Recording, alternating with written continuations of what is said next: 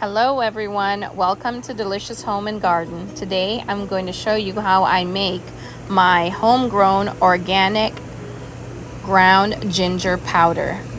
You can also make it from store-bought organic ginger. No need to have to grow your own. To get started, let's wash and completely dry the ginger before we chop it up. Hey guys, so we have some ginger here picked from the garden. So what we're going to do is we're going to make our own homemade ginger powder. I've already washed it and scrubbed it with a toothbrush. I let it dry completely. Now I'm slicing them into thin slices. You can use a mandolin for this, but I prefer a knife because the ginger is a little fibrous, so it is hard, and you want to try to get it as thin as possible.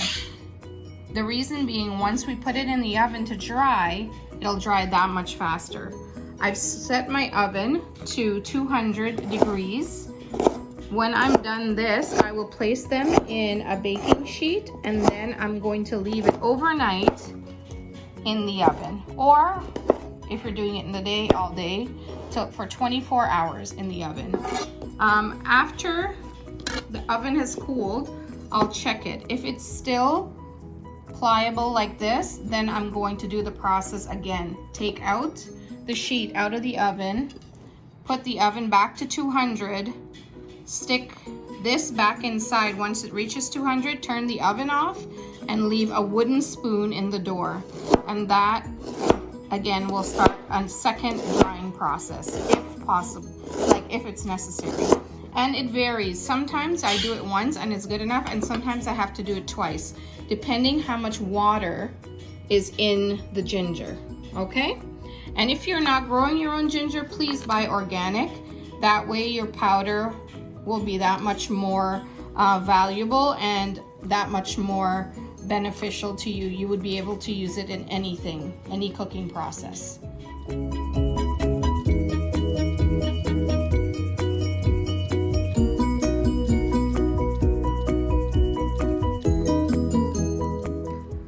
So now that we have everything thinly sliced, then we're going to add it to the pan, okay? Now, some of you might want to scrape ginger. If you feel like you have to do that, then go ahead. I didn't, because I grew my own, so I'm not really worried about pesticides. And you don't want them to touch, but you can put it as close as you can so that it you can fit everything on it, okay? I have two pans here. I'm gonna go ahead and fold them up.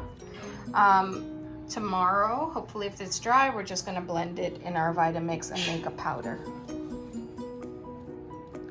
So here we have it, all beautiful, lined off.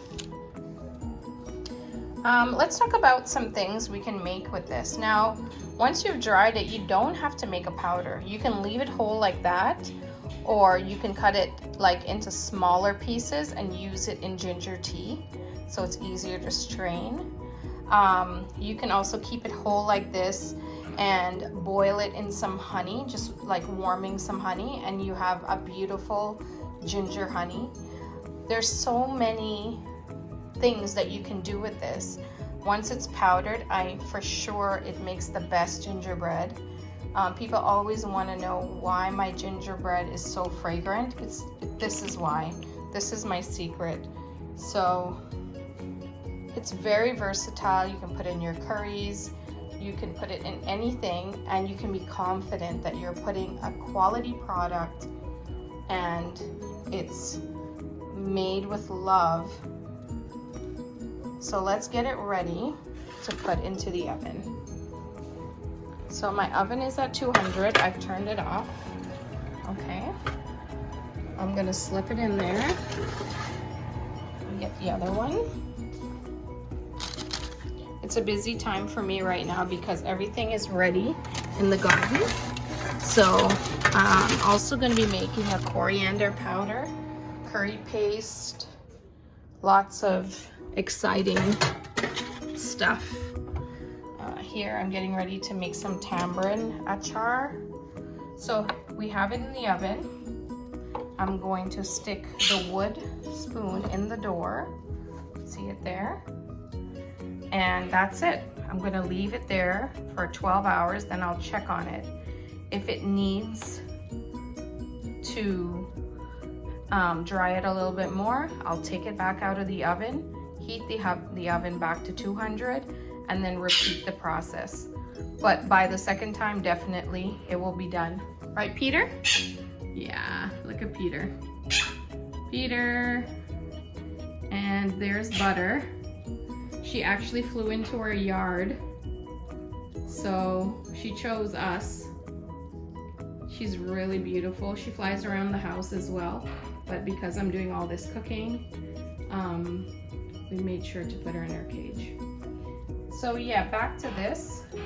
This is it. We're just gonna leave it, and then once it's dried, I'll show you the process on how to blend it, okay? And make the powder.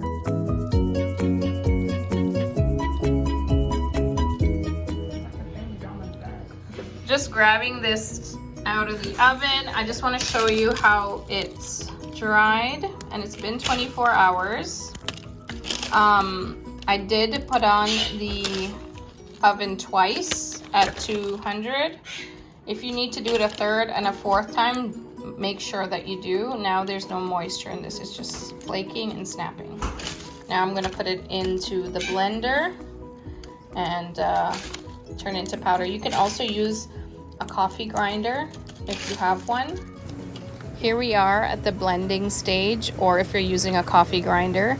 And the fineness is entirely up to you. I like mine really fine because, as I said, I do use it in baked goods, and I'm looking for a nice smooth texture. There we go. Let's see what it looks like. You can see it's literal powder. Let's see what they think of how it smells. How's it smell, guys? Because I always tell people things smell good, and then... Oh, it smells good. Smells amazing, fresh. Yeah. You can take some for your banana bread. That smells really good. Yeah, right? And literally, this cost me not even $1, okay? But of course, the time and effort. So I hope you'll make your own ginger powder. Thanks for watching. Please like and subscribe. Peace and love.